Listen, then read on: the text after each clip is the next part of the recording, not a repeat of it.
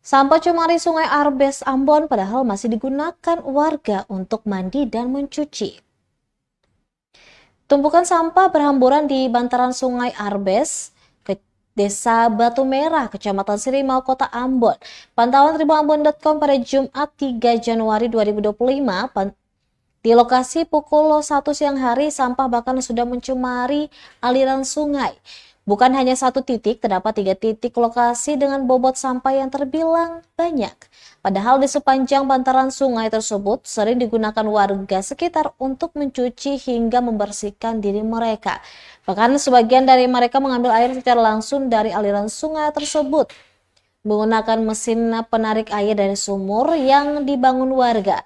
Mirisnya, selain dicemari sampah, kotoran limbah pembuangan dari aktivitas warga dibuang langsung ke area itu.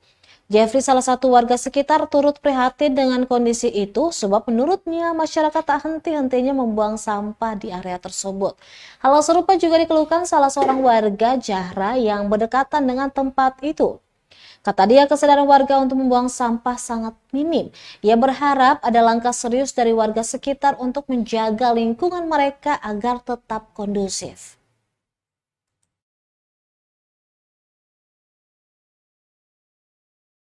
Download Tribun X sekarang, menghadirkan lokal menjadi Indonesia.